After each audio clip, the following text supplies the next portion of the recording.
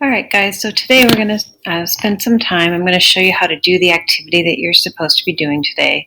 So the first thing that you need to do is you need to open up your corrected kingdoms chart. So you can either just, I want you to correct your kingdoms chart just so you go through that information again, but in here is a PDF that has the answers. So I want you to open that up, and I have that open in my background already. You can see it right here. So we're going to need that to help us determine the kingdom that the organism is in. And then the next thing I want you to do is I want you to go and open up this slideshow called Organism Scenarios Tuesday. And that is right here. So I've got that one open right here, Organism Scenarios Tuesday. And then the next thing that I want you to have open is in step 4, you're going to open up this Google slideshow. Organism scenarios questions, and that is right here. So you have this open and this open. Okay? And then what we're going to do is we're going to go through how you're going to do this activity. So once you've done that, we're going to close this up. And so first thing I want to do is go through this slideshow. Organism scenarios. So what we're going to do today is look at how do we decide the kingdom that an organism belongs in. So to start, I'm just going to look at the direction. It says read the information on an organism. Based on the information, identify which kingdom that organism belongs to. Use your kingdoms chart from yesterday, Friday, or the one that we just opened, to answer the questions in Google Forms about each organism. So one of the things that you might want out is just a piece of paper to write down what we decide about each organism. So its characteristics, so then when we go to look at the slideshow, it's easier. Or go to look at the form, excuse me. So the first organism today is the sea cucumber. Now, when we look at this, it says the sea cucumber, the organism can range from 0.25 centimeters.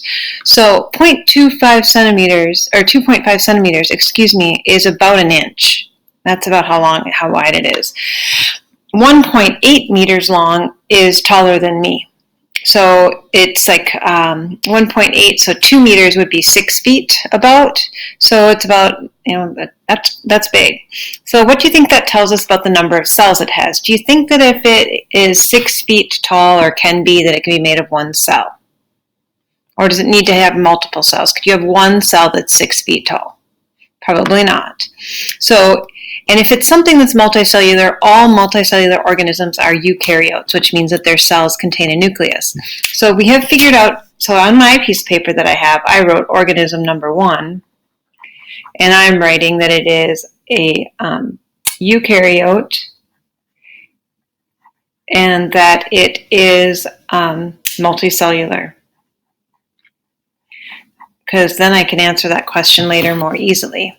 Now, in organism number 1, the second thing it says in this video, a sea cucumber releases its reproductive cells into the ocean to be combined with another sea cucumber's genetic material. This means it is reproducing sexually. So we're going to watch this video just for a second. So this is the cucumber, and as you see every now and then, there's like this little bit of kind of cloudy area that comes up. And what the sea cucumber does is the sea cucumber just releases its reproductive organs into the water, and it's kind of a let's hope I get to reproduce type of thing, and that another sea cucumber is releasing the opposite sex organs, and they hope that they come together and find each other. So there's some reproductive organs being released right there, so either sperm or egg, and then they hope that those find another sea cucumber's sperm or egg. So that means it is reproducing sexually. Okay. So I'm going to write down on my piece of paper that it reproduces sexually. Okay. Then I need to move on to the next one and figure out how does it find energy. So it says watch the video clip to see how the sea cucumber gets its energy. They play an important role in the bottom of the ocean. So I'm looking at this, I'm going to watch this video.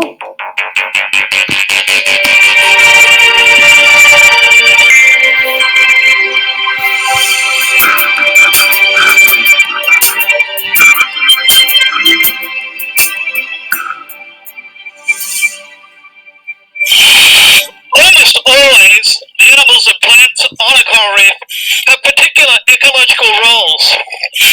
Now, on the softer sandy areas, these organisms, sea cucumbers, have a very important role. And they're literally the underwater vacuum cleaners. Now, they're related to starfish and sea urchins, but what these guys do is that they eat up the sand at one end, which has lots of detrital matter on it. They pass the sand through their body, and eventually out the other end, after it's been cleaned. And so they get food at the same time as keeping the sandy surfaces clean. Now, one of the problems in many parts of the world is that these things are actually quite nice to eat, and they've been overfished to the point where they've disappeared from some regions. And as a result, those areas don't have the vacuum cleaners, and just like in your house, it gets rather messed up without these guys to do that vacuum cleaning.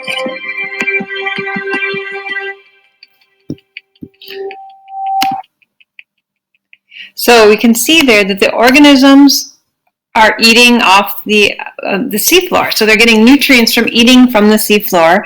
So that would mean that they are a heterotroph. So now I've got my 4 answers for organism 1. So I'm going to just leave those out so that I can look at those when I get back.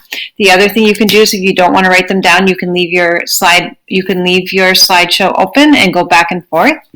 The other option that you have is you could go right now, and it says the sea cucumber filters food from the sand that it eats, which then passes through the body. This means that the sea cucumber is a what?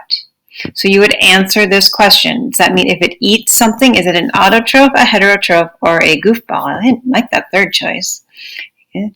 So now I want to go to my 6 kingdoms chart. So we learned that it's a heterotroph. So I'm going to look at my sea cucumber chart, and first of all, I know that it's a eukaryote. So it has to be one of these 4: protist, fungus, plant, and animal.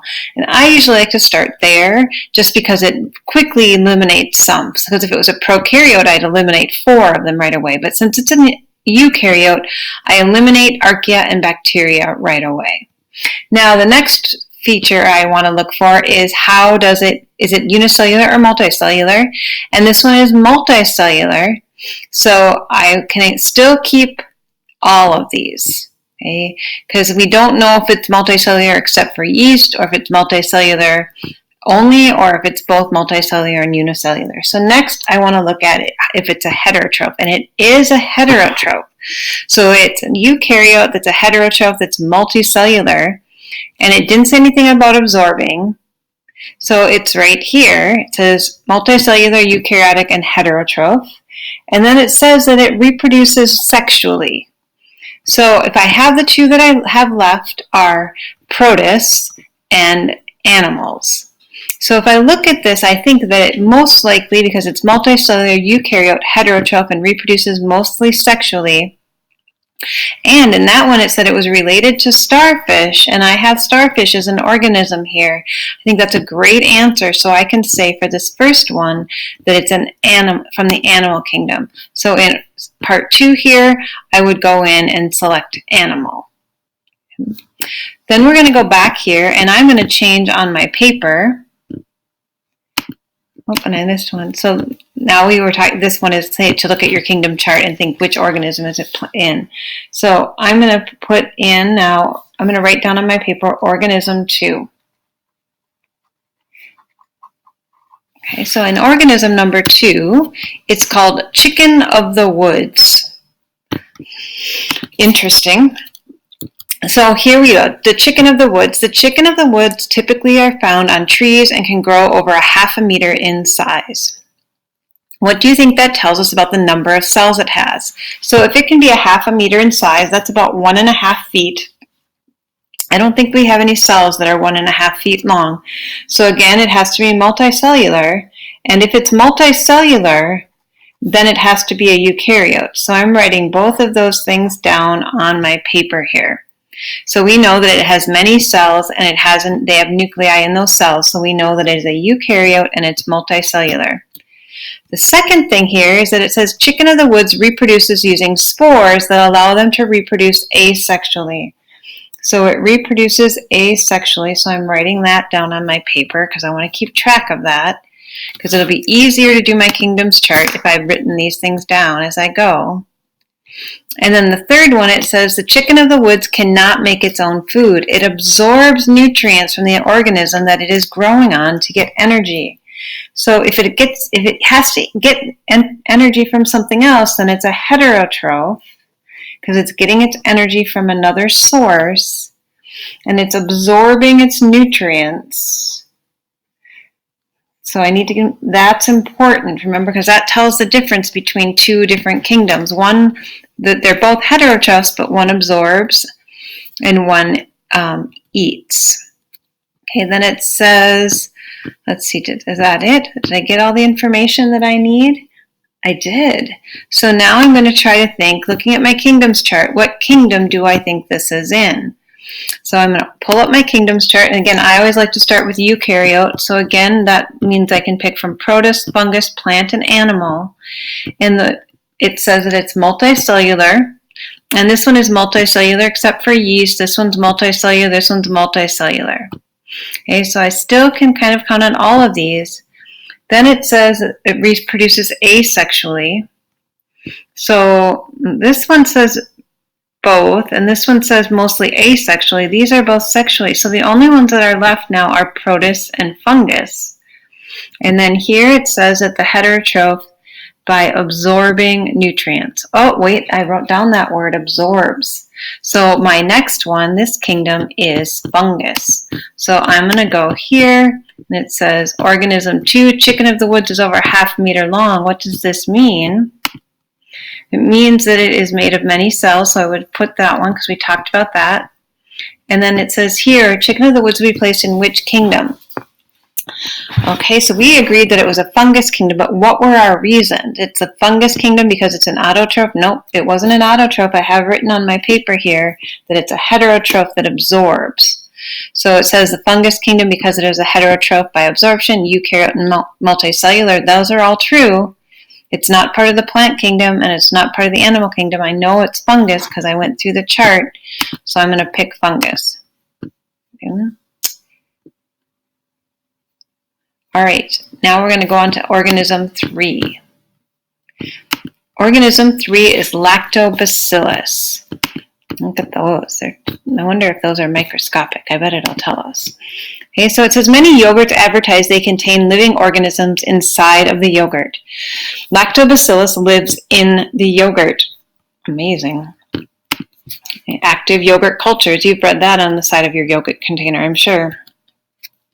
To see these tiny organisms, we must use a microscope. We find many of the organisms, but each of them is unicellular, made of only one cell. So again, on my paper, I'm writing organism 3, and it says that it's unicellular, so I'm going to write down unicellular.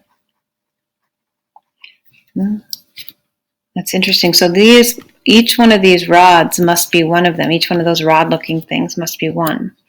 Then it says, upon close examination with a microscope, you find that the organism does not have a nucleus in its cell.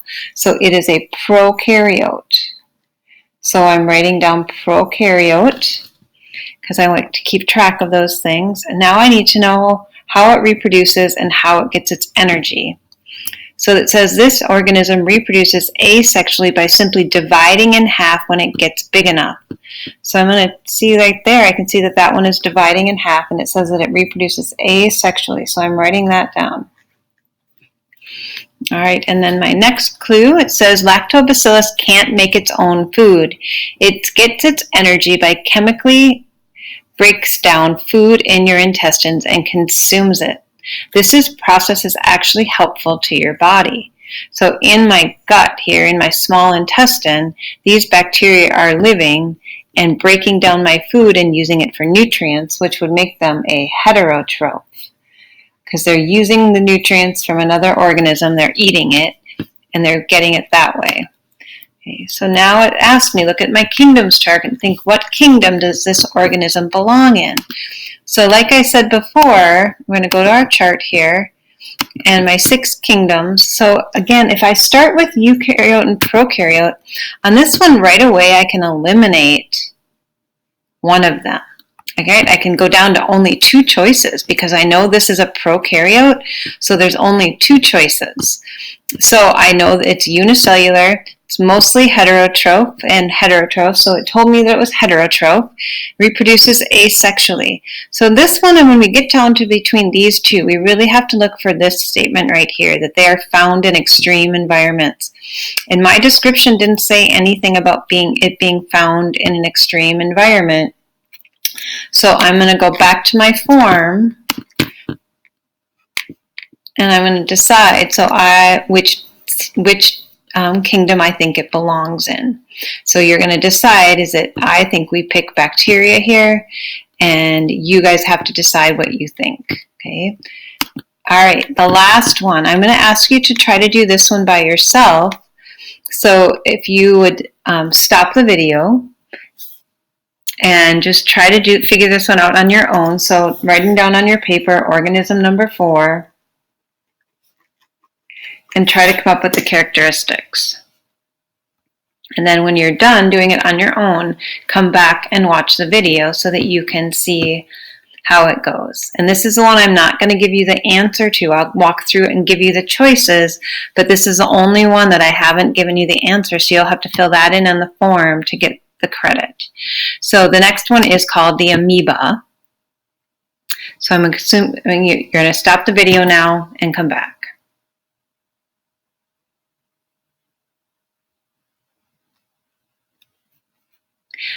All right, so now you're back. So we're going to look at the amoeba. And the amoeba, it says organism number 4, amoeba. You take a sample of pond water and put a drop under the microscope and find that this is a unicellular organism. So I'm going to put unicellular on my paper. Then it says the nucleus is controlling the cell. The nucleus is the dark dot in the center. So here is the nucleus. So that means that this one is a eukaryote. Now, in organism number 4, it says, watch the video as the amoeba flows. It kind of flows. That's how they move. Its pseudopods, or feet-like structure, surround a 2 paramecium, another simple organism, and it eats them. So we're going to watch this video. I love this video. So this is the amoeba. These are the paramecium, and these are the pseudopods that are going around the paramecium, and pretty soon the paramecium are going to realize they're trapped. Watch this. They just realized it. So now the amoeba is releasing an enzyme or a chemical that helps to digest those paramecium. And now you can see they're becoming less distinct and they're not moving as much. And pretty soon they'll just become part of the amoeba and they'll become part of their food. There we go. Now some people ask me, why didn't the paramecium just swim out? Well, you have to remember that the amoeba engulfed them in 3 dimensions. We only saw 2 dimensions, but they surrounded them completely, and like inside of Jello, and then the amoeba would be the Jello, and the paramecium would be something inside the Jello that is completely surrounded. So if amoebas cannot make their own food and they have to eat something else, then they are heterotrophs. So they have to eat another organism, so I wrote that down. Now this is the next one. It says amoebas reproduce asexually. We can watch this amoeba as it copies itself and then splits in half. So if we watch, this area where it's moving, those are the pseudopods. And so if you watch right here, you'll start to see that this amoeba is going to split into 2, and the pseudopods for each are moving the other way. Those are called their false feet. And as they move, this amoeba is going to divide, sorry, I didn't mean to stop that, into 2 separate amoebas.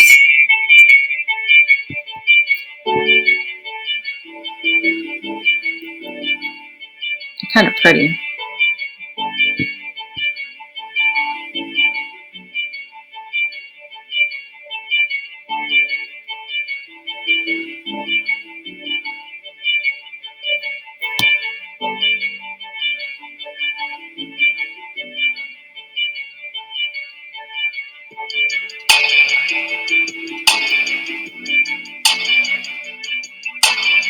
There it goes.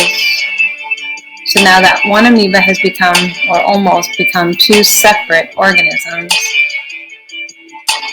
So it's reproducing asexually, one parent divided to form two new offspring. Of course, if you're interested in these videos, you can always go back and watch them again because you have access to the slideshow. There we go. There's just this little bit still attaching them. And then, oh, that was another protist coming through there. Oh, there they go. Now they're two separate organisms. There we go. Okay, so we have asexual reproduction is how they reproduce. All right, so let's go back to our kingdoms chart again. And I still want to start with eukaryote and prokaryote, and this one is eukaryote, so I can immediately eliminate archaea and bacteria. It's a eukaryote that is unicellular. Interesting how that gives me this only one possible answer here, unless it's yeast. And I don't think that that's yeast. Yeast is very different looking, but it could be. So then we need to look at other things. So it says that it is a heterotroph, and in both of these are heterotrophs, but it wasn't absorbing, it was actually eating. So that tells me right here that it's a heterotroph, so it's most likely a protist. But I'm going to check one more, and does it reproduce the correct way? Yep, it reproduces asexually. And if you look here, we actually have that as our example. So we can check our answer here. The answer is amoeba because that's what we're looking at. If we look at the choice right here, so that is helpful. So we can go to our scenarios here now, and you can figure out what type of organism this is and then hit the submit button. So tomorrow we're going to be doing more of this, and you're going to be doing it on your own. So I hope that you took the time to really pay attention and how I walked you through this. It'll be great for you to practice it again tomorrow. Talk to you later.